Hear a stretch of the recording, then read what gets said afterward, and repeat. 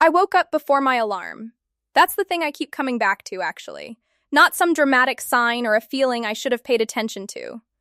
I just woke up early, the way you do when something good is happening and your body already knows it before your mind catches up. The room was quiet. The light coming through the curtains was that soft, early kind. Not quite morning yet. Not quite night. And for maybe 2 or 3 minutes, I just lay there. Still. Comfortable. Happy in a way that didn't need a reason, because the reason was already waiting for me on the other side of that day. My sister was already moving around in the next room. I could hear her. The sound of a bag being unzipped, the low murmur of her talking to someone on the phone. Normal sounds. Safe sounds. I got up and made coffee I barely touched. And then she came in and we just started the morning the way you start a morning you've been looking forward to for a long time. Slowly, carefully. Trying to stay inside it. She did my hair at the kitchen table. We talked about nothing important. At some point my phone buzzed, and it was him. The message was short. It said, "I can't wait to see you." I read it twice, put the phone face down on the table, and smiled to myself in a way I didn't feel the need to explain to anyone. We had been together 4 years, engaged for 18 months. The wedding cost us around $12,000, most of it saved in small amounts over a long time. It wasn't elaborate, it was ours.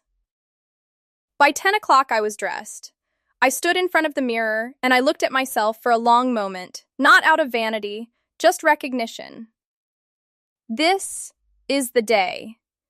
This is actually the day. I didn't know that at that exact moment, he was standing in front of another mirror, in another city, marrying someone else. I've thought a lot about how to describe him accurately. Not to be fair to him, I'm past the point where fairness to him feels like something I owe. But because accuracy matters to me. And the accurate version is this: he was not a red flag person. He was not someone who moved too fast or said too much too soon, or made you feel like something was slightly off but you couldn't name it. He was none of those things. He was steady. And steady, when you've had experiences that weren't, feels like arriving somewhere safe. We met through mutual friends at something unremarkable, a birthday dinner for someone we both knew loosely. We talked for most of the night. He followed up 2 days later. Not immediately, not a week later. 2 days. I noticed that without meaning to. The first several months were unhurried. He didn't overwhelm me with attention or go quiet for stretches in a way that made me anxious. He was just consistently present in a way that felt sustainable. He remembered things I mentioned once and never repeated. He met my family before I asked him to, without making it a performance. My mother liked him almost immediately, which at the time felt like confirmation of something I already knew. There was a road trip we took about 14 months in. He had planned it, not elaborately, just thoughtfully. He knew I wanted to stop at a specific place I'd mentioned in passing maybe 6 weeks earlier. He'd written it down somewhere. That was the version of him I knew for 4 years. A person who wrote things down. There was a period at work, a genuinely hard few months, where I was managing something professionally that I hadn't fully processed yet, and he showed up in the way people show up when they actually understand what you need. He didn't try to fix it, he just made it slightly easier to carry. I didn't tell him how much that meant to me at the time. I think I assumed there would be time to tell him later. He proposed at home on an ordinary evening. No setup, no performance. Just the two of us, and a question, and an answer I didn't have to think about. I tell you all of this not because I want you to feel sorry for me. I tell you because I need you to understand that there was nothing obviously wrong. This was not a story where the signs were everywhere and I ignored them. This was a relationship that felt, from the inside, like the real thing. Looking back, the thing I keep coming back to is not what he did wrong.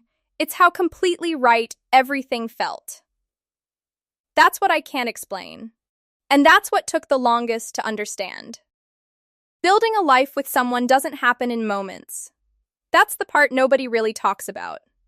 It happens in the accumulation of small, unremarkable decisions that you make so routinely, you stop registering them as decisions at all. You adjust your schedule. You learn someone's family. You start thinking in terms of we without noticing the exact moment you stopped thinking in terms of I. That's not weakness. That's just what real commitment looks like from the inside. Over 14 months, I put away money toward our wedding fund. Not in large amounts, I couldn't, but consistently, every month, the same way you pay a bill you've already decided you believe in. By the time we set the date, my contribution sat at around $4,200. It wasn't everything I had, but it was a meaningful portion of what I could give without destabilizing myself financially. I gave it without hesitation because I understood what it was for. We both did. Or I thought we both did. There was a job opportunity that came up about 2.5 years in. A role in another city, genuinely good, the kind of thing that would have accelerated certain parts of my career by a few years at minimum. I thought about it seriously for maybe 2 weeks. And then I let it go. Not because he pressured me. He didn't. He actually said, more than once, that it was entirely my decision. But the honest reason I didn't pursue it was that we were building something here, in this city, and I didn't want to introduce that kind of disruption into something that was working. I made a reasonable decision based on what I understood my life to be. That's all that was. I showed up for his family in ways that took real effort. His mother had a health scare in the 3rd year. Nothing ultimately life-threatening, but serious enough to require surgery and a difficult few weeks of recovery. I took time off work. I sat in waiting rooms. I brought food to the house on days when nobody felt like cooking. His mother and I had a relationship by then. A real one. I wasn't performing devotion. I was just there, the way you're there for the family of someone you're building a life with. His work required regular travel. 3 or 4 days at a time, several times a month. It was consistent from nearly the beginning, so it had always just been part of the rhythm. He was always reachable when he was away, responsive to messages, available to talk in the evenings. There was never a stretch of unexplained silence. Never a trip that felt suspicious in any specific way. I know now what those absences were actually for. I know that the city he traveled to most frequently was approximately 2 hours away, and that someone else lived there, and that he had constructed an entirely separate life in that space, with the same methodical care he brought to ours. But I didn't know that then. I had no reason to look for it. And I want to be precise about this. Because it matters, I wasn't looking away from something I sensed. I was simply living inside the reality he had built. The same way you live inside any reality that has never given you cause to question its walls. I wasn't naive. I was just in a real relationship with someone who had constructed a parallel life with the same level of care he brought to ours. There are things I noticed. I want to be honest about that, because the version of this story where I noticed nothing at all isn't accurate, and it also isn't fair, to me or to anyone who has been in a similar place and is sitting with the same quiet question, how did I not see it? I saw some of it. I just didn't know what I was seeing. His phone was always face down on any surface he set it on. Always. I noticed this early, probably within the 1st year, and I filed it under habit. He had mentioned at some point that he was trying to be more present, that notifications pulled him out of conversations, and he didn't like that about himself. It was the kind of self-aware thing he said occasionally that made him seem considered and intentional. So the face-down phone became part of how I understood him, someone who protected his attention. I never once reached for his phone.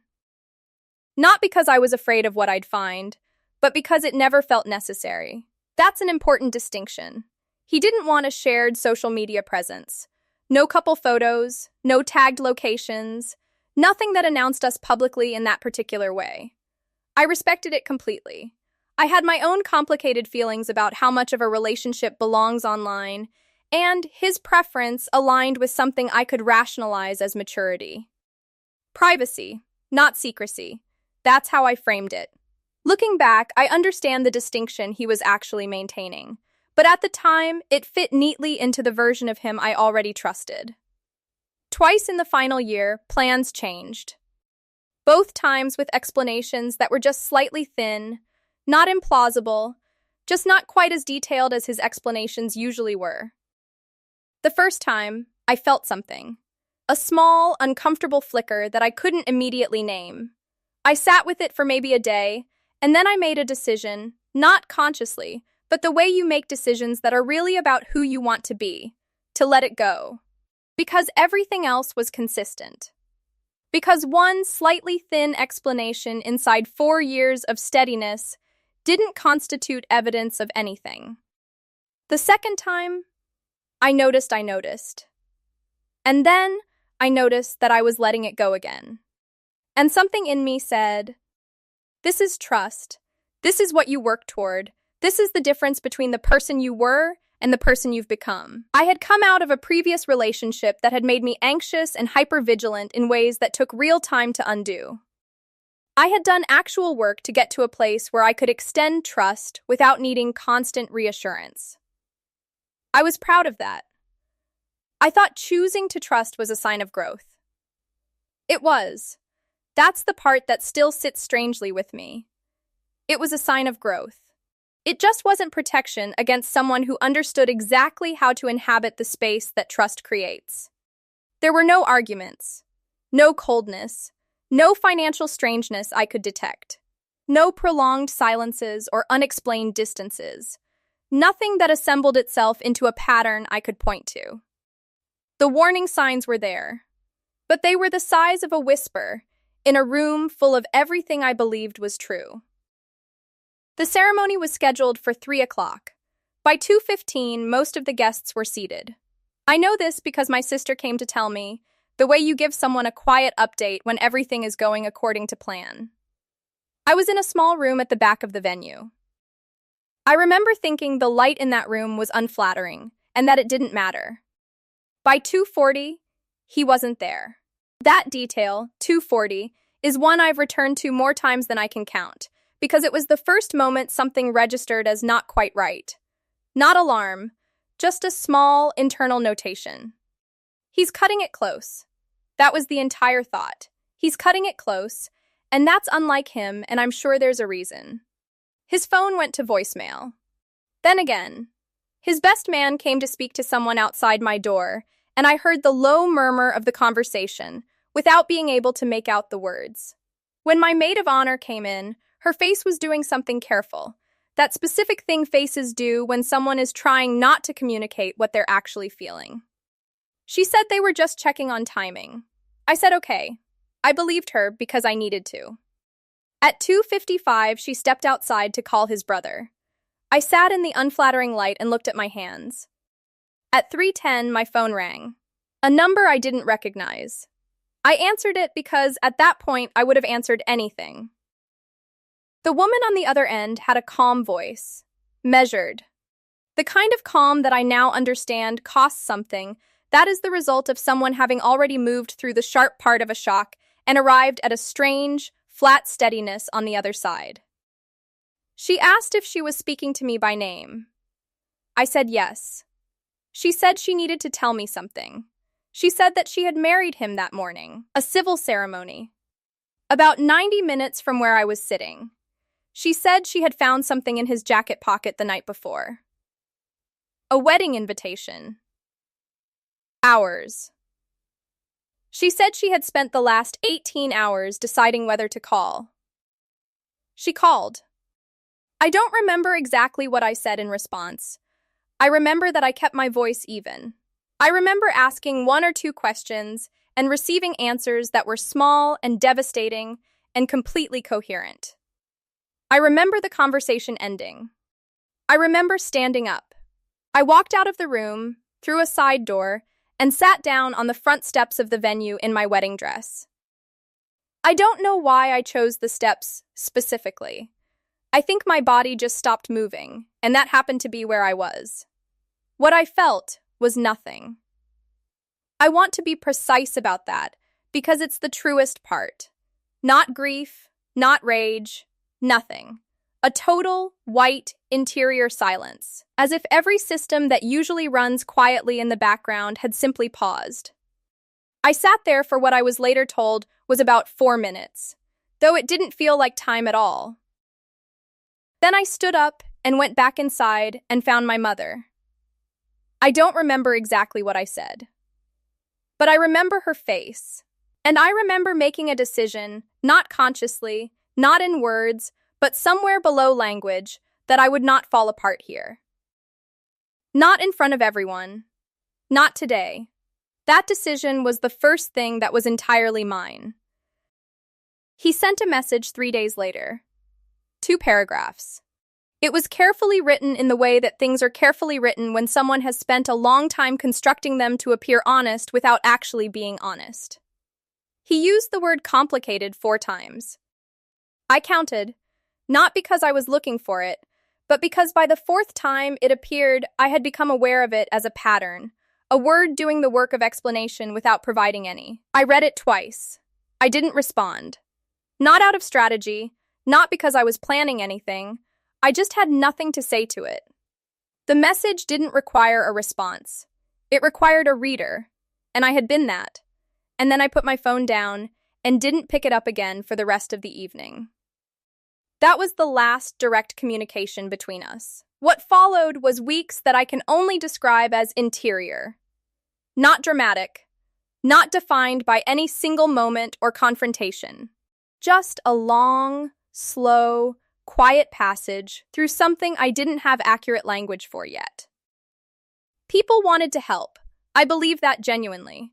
But help, it turns out, requires a kind of fluency in the specific thing someone is going through, and most people in my life did not have that fluency, because this was not a thing that fit into an existing category. It wasn't a breakup. We had not simply grown apart. It wasn't a death, though it carried some of the same texture. It was something else. The erasure of a version of my life that I had believed, with complete reasonableness, was real. There is no greeting card for that. There is no established script for how to support someone through it. And so people defaulted to what they had. A cousin told me I should be grateful there were no children involved. She meant it kindly. I understood that she meant it kindly. I also understood that it was the wrong thing entirely, that gratitude was not an emotion available to me at that particular moment, and that the absence of one form of complication did not reduce the presence of the ones that existed. I said something neutral and moved the conversation forward.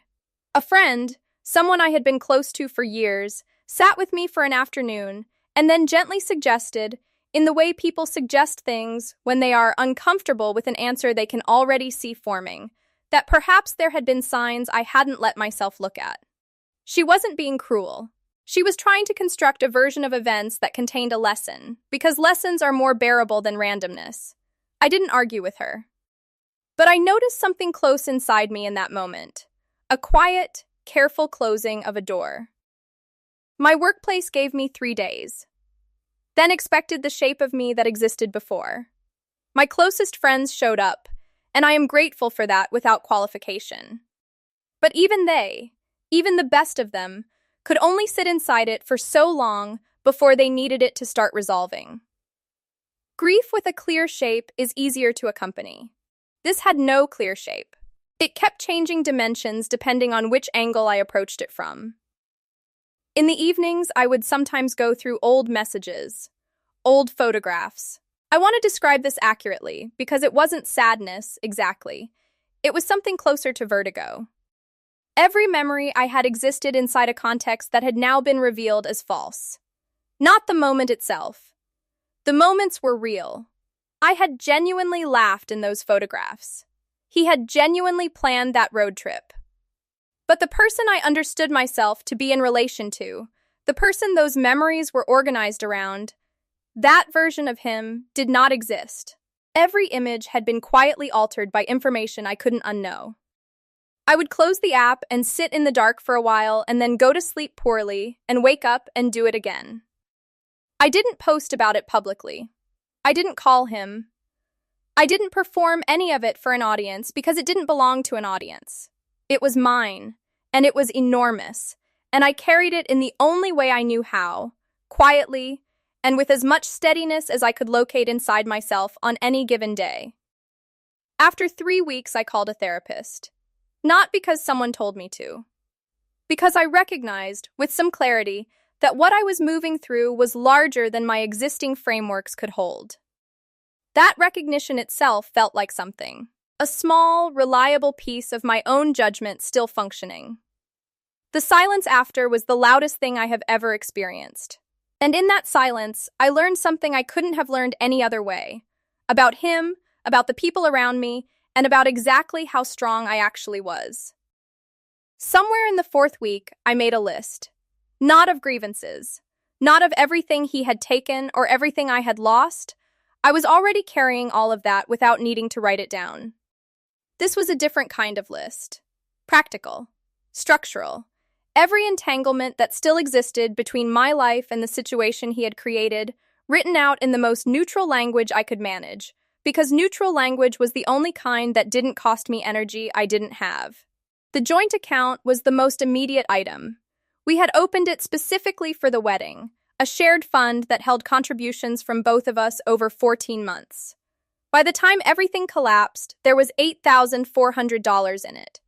My therapist had said something in our second session that stayed with me, that one of the most important things a person can do in the aftermath of this kind of disruption is to locate the places where they still have agency and move deliberately inside them.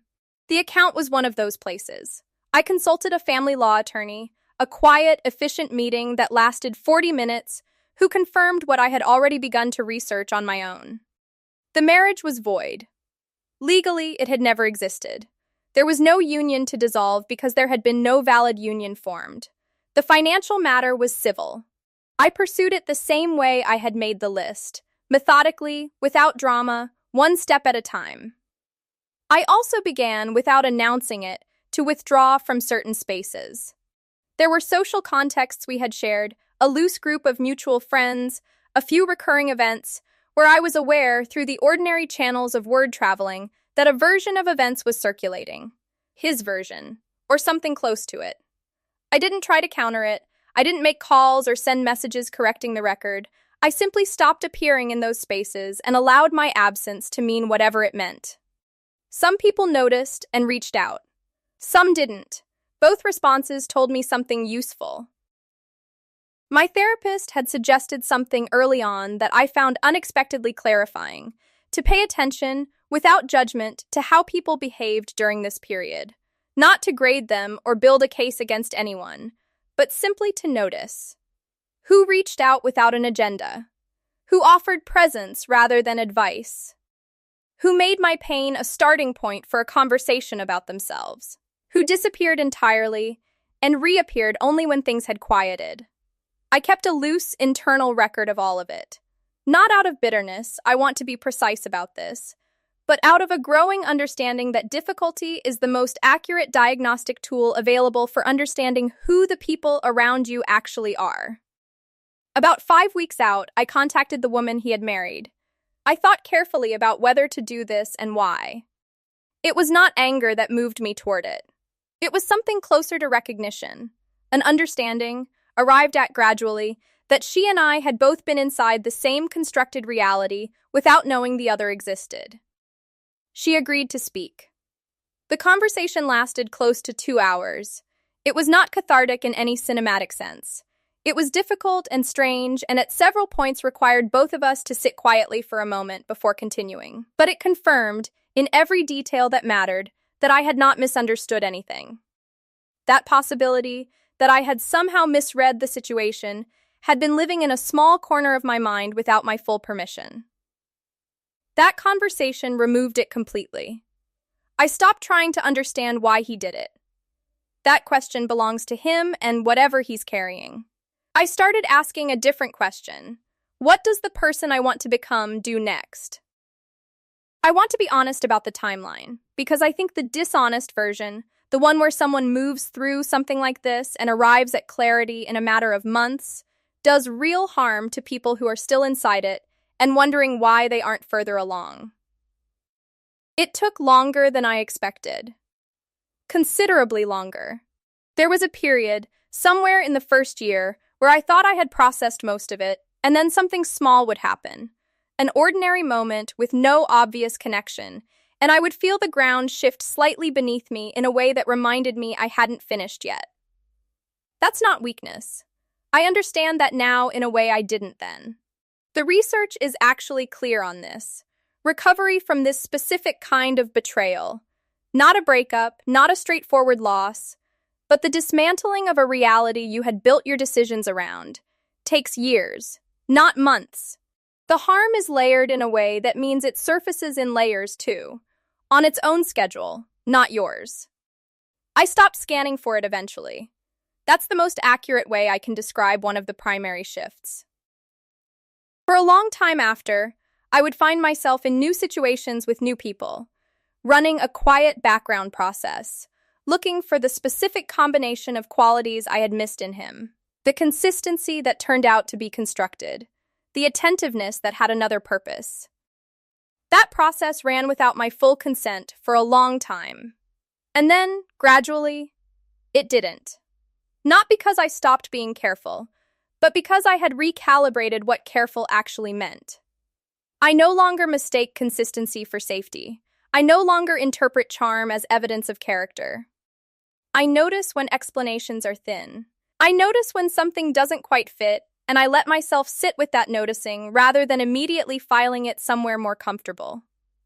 These are not walls. They are just clearer vision. The civil process returned my contribution from the joint account.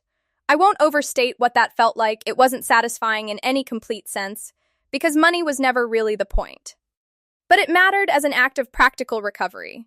It was one less thing that remained unresolved. The professional opportunity I had turned down years earlier, the kind of role, in a different city, that I had let go because I was building something here, that kind of door opened again, in a different form, and this time I walked through it.